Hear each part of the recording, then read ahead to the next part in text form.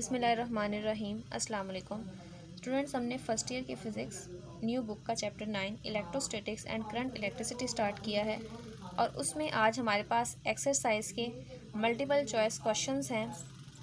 मैं इनके आंसर्स और इनके आंसर्स ऑप्शंस में से जो आंसर इसका है उसकी रीज़न क्या है उसकी मैं कैलकुलेशन कंप्लीट आपको प्रोवाइड करूँगी। तो इसको स्टार्ट करते हैं। तो उसमें सबसे पहला MCQ है हमारे पास। स्टेटमेंट में क्या कहते हैं, 2 point charges A and B are separated by 10 meter.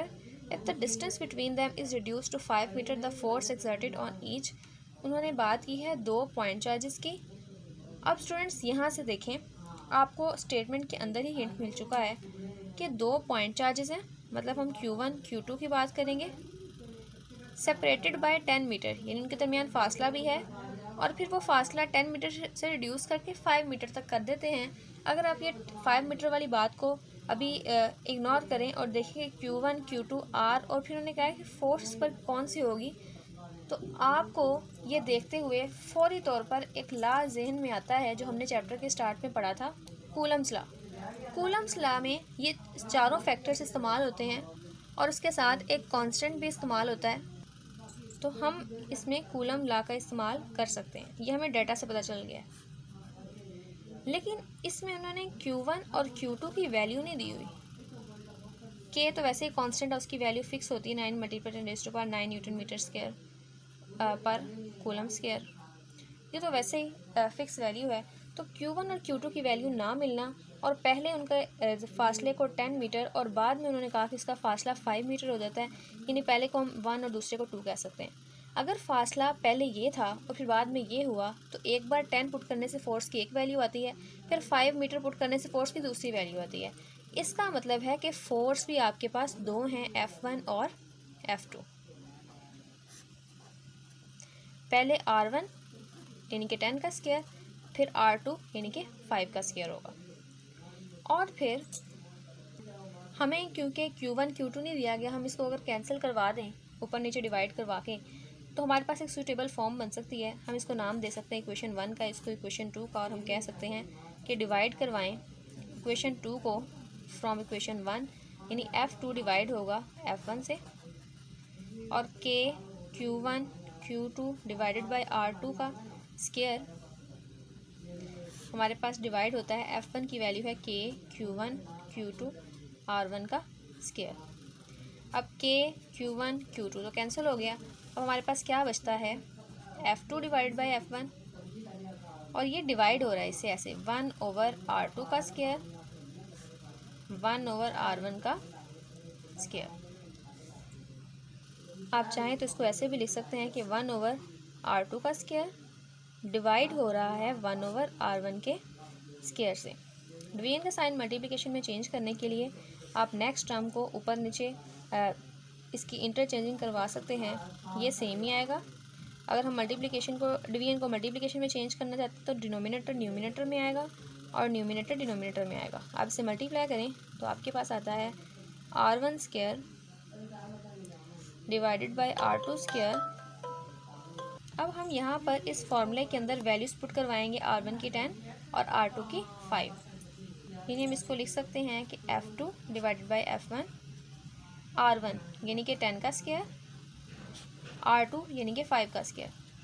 10 का स्क्वायर 100, 5 का स्क्वायर 25। इसको कैंसिल करवाएं, आपके पास रेशो 4 आती है। तो जो 4 है, फोर्स उन्होंने कही हुई है वो F1 थी, जो कि हमारे पास ओरिजिनल वैल्यू थी, हमने सबसे पहले लिखी थी ये। हम अगर F2 यानी दूसरी फोर्स निकालना चाहते हैं जो हमारे पास तब आई थी जब फासला 5 मीटर हो गया था, तो यहाँ से इसको दूसरी साइड पे मूव करना चाहिए, यहाँ डिवाइड हो रही तरह के multiply. F2 is equals to 4F1। So this is the force which has increases 4 times. Multiply करने का मतलब है 4 गुना इंक्रीज हो गई है ऑफ इट्स ओरिजिनल वैल्यू जो हमारे पास F1 थी। तो यहाँ से हमारे पास जो बिल्कुल अप्रोप्रिएट आंसर है वो है ऑप्शन डी।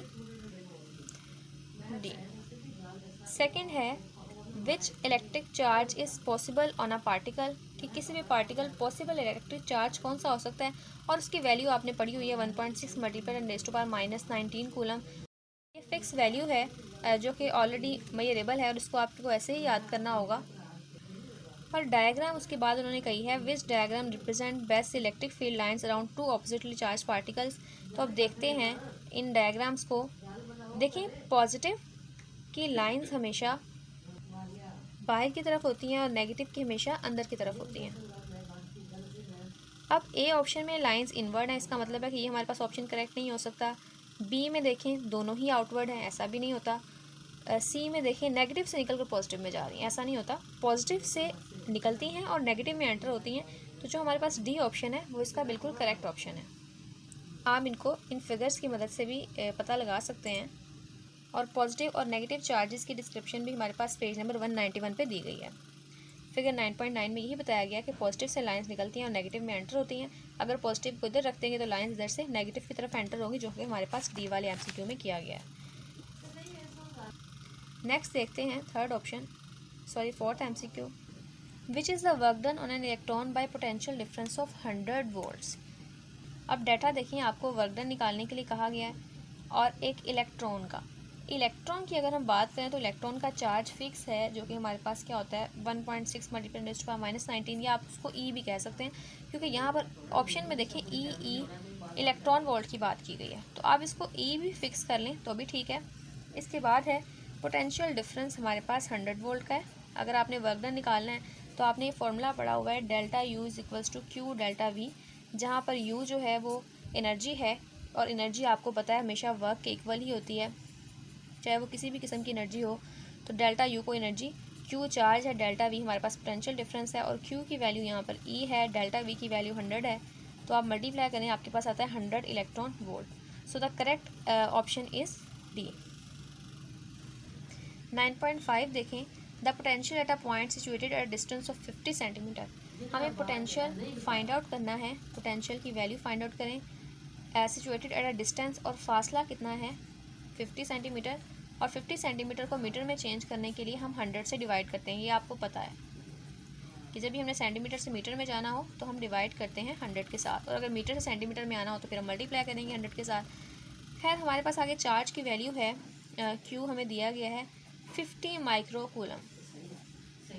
माइक्रो का मतलब है 10⁻⁻⁶, जो कि प्रीफिक्स है। अब फॉर्मूला यहाँ पर कौन सा अप्लाई होगा? पोटेंशियल का फॉर्मूला आपने पढ़ा है कि V इज इक्वल्स टू के क्यू डिवाइडेड बाय आर। अब के क्या है? के एक कांस्टेंट है, कूलम्स लॉ में हमने पढ़ा था 9 × 10⁻⁹ इसकी फिक्स वैल्यू है। क्यू हमारे पास 50 × 10⁻⁶ है और आर हमारे पास 0.5 है। आप दोनों टर्म्स को न्यूमिनेटर्स को मल्टीप्लाई करें और फिर डिनोमिनेटर के साथ डिवाइड करवाएं, तो आपको मल्टीप्लाई करने से ये आता है। जब आप डिवाइड करेंगे तो v की वैल्यू आपके पास आती है 9 × 10⁻⁵, और क्योंकि आप पोटेंशियल डिफरेंस निकाल रहे हैं, पोटेंशियल डिफरेंस का यूनिट वोल्ट होता है। आगे 9.6 को लीड करें। A ball of weight 0.1 newton having a charge of 100 microcoulomb remained suspended between the oppositely charged horizontal metal plates, कि आपके पास दो मेटल प्लेट्स हैं और आप इन दोनों प्लेट्स के दरमियान क्या करते हैं, एक बॉल को सस्पेंड करते हैं और बॉल का वेट कितना है 0.1 न्यूटन, और बॉल के ऊपर चार्ज है 100 माइक्रोकूलम। उसको हमने लटकाया है दो चार्ज प्लेट्स के दरमियान जो ऑपोजिटली चार्ज है। अगर आप ये पॉजिटिवली चार्ज है तो ये हमारे पास नेगेटिवली चार्ज होंगी। The electric intensity between the plate. तो स्टूडेंट्स ये जो कंडीशन है ये हमारे पास एक इक्विलिब्रियम कंडीशन है, एक ऐसी कंडीशन जिसमें इलेक्ट्रिक फोर्स, क्योंकि आपने इलेक्ट्रिक फील्ड अप्लाई की है, इलेक्ट्रिक फील्ड अप्लाई करने का मतलब है कि इलेक्ट्रिक फोर्स भी प्रेजेंट है और बॉडी का वेट भी उसने दिया है बॉल का, वो जो इसके बराबर है। अगर ये दोनों इक्वल होंगी तब हमारे पास इक्विलिब्रियम की पोजीशन होगी। एफ ई इलेक्ट्रिक फोर्स किसके इक्वल है, क्यू ई के इक्वल, और डब्ल्यू हमारे पास वेट उन्होंने दिया हुआ है, इसमें चेंजिंग करने की ज़रूरत नहीं है। हमें क्या फाइंड आउट करना है, हमें ई को निकालना है। ई को निकालने के लिए क्यू इधर मल्टीप्लाई हो रहा है, इधर आके डिवाइड होगा, तो हमारे पास वैल्यूज़ पुट करवाने से डब्ल्यू है 0.1 न्यूटन और क्यू है 100 माइक्रोकूलम, यानी कि 10⁻⁻⁶। पर फिक्सेस को हमेशा पुट किया जाता है, तो जब आप इसको डिवाइड करेंगे तो आपके पास आंसर आता है 0.1 10⁻⁻⁴ जो कि इक्वल है 1000 न्यूटन पर कूलम के। तो ये इसके पास हमारे पास आंसर आता है। तो हम देखते हैं कि करेक्ट ऑप्शन हमारे पास क्या होगा। तो करेक्ट हमारे पास है सी। 9.7 है, a piece of wire has resistance of 4 ohm, कि एक वायर की रेजिस्टेंस इतनी है, अगर हम उसको डबल कर देते हैं कि इसकी लेंथ हाफ हो जाए लेकिन इसका एरिया डबल हो जाए तो इसकी रेजिस्टेंस क्या होगी। तो इसका फॉर्मूला हमारे पास क्या है, resistance is equals to rho L divided by A, और रेजिस्टेंस उन्होंने हमें पहले 4 ओहम दी है। अभी स्टूडेंट्स रेजिस्टेंस की वैल्यू को पुट ना करें और देखें कि आप एरिया में क्या लेंथ में क्या चेंज कर रहे हैं और एरिया में क्या चेंज है। लेंथ हमारे पास है जो कि हाफ हो जाती है और एरिया है जो हमारे पास डबल हो जाता है। तो अगर हम चेंज की बात करते हैं और हमने दूसरी लेंथ को एल डैश और दूसरे एरिया को ए डैश कहा है, तो ओरिजिनल के मुकाबले में हम जब दोबारा फॉर्मूला लिखेंगे तो हम rho L dash divide by A dash हो जाएगा। एल डैश हमारे पास क्या है, L divided by 2, A dash हमारे पास 2a के इक्वल है। और रेजिस्टेंस के फॉर्मूले के अकॉर्डिंग आपके पास कौन कौन सी टर्म्स होनी चाहिए। आपके पास एक रो, एक लेंथ और एक एरिया। 2 आपके पास जो है ये एक एक्स्ट्रा टर्म है, आप इस 2 को ये यहाँ पर आके इसके साथ डिवाइड हो सकता है। रो एल डिवाइडेड बाय ए और 2 ज़ा 4 हो जाता है। और ये आपके पास, क्योंकि आप रेजिस्टेंस को डैश से रिप्रेजेंट कर रहे हैं, ये आपके पास आर के इक्वल आ जाएगा जो कि ओरिजिनल थी, और आपने इसको 4 से डिवाइड करना है। अब देखें स्टेटमेंट के अंदर कि रेजिस्टेंस की वो वैल्यू क्या थी। रेजिस्टेंस की वो वैल्यू 4 ओहम थी जो कि आपने डाटा के अंदर पढ़ी है। अब हम इस वैल्यू को पुट करवाएंगे, R4 और 1/4 कटिंग करवाएं तो आपके पास 1 आता है। तो ये जो रेजिस्टेंस है 1 ओहम, ये आपके पास वो रेजिस्टेंस आती है जब लेंथ हाफ और एरिया डबल हो जाए। 9.8 है, the current through a conductor is 3 ampere, कि एक कंडक्टर में जो हमारे पास करंट फ्लो करता है वो 3 एम्पेयर है। When it is attach across a potential difference of 6.0 volt, potential difference इसके अक्रॉस इसको अटैच किया गया है वो हमारे पास 6 वोल्ट है। तो पावर वो कितनी यूज़ करता है, तो पावर का फॉर्मूला लिखें, P is equals to E multiply by I, यानी कि 6 मल्टीप्लाई बाई 3, तो आपके पास आंसर आता है 9, और पावर का यूनिट आपको पता है हमारे पास होता है watt. The correct option is 9 watt. 9.9 देखें, the algebraic sum of potential changes for a complete circuit is 0, it is the statement of. अब आपने ओहम्स लॉ की स्टेटमेंट पढ़ी है जो हमारे पास कहती है कि V is directly proportional to I, इसमें तो इसका कोई ताल्लुक ही नहीं है। गॉसेस लॉ की भी स्टेटमेंट पढ़ी है कि जितना चार्ज प्रेजेंट है वो इक्वल होना चाहिए 1/E0 times the charge present in it, तो वो आपने ये भी स्टेटमेंट पढ़ी है, इसका भी से कोई ताल्लुक नहीं है। अब किरचॉफ की फर्स्ट या सेकंड में से ये स्टेटमेंट है।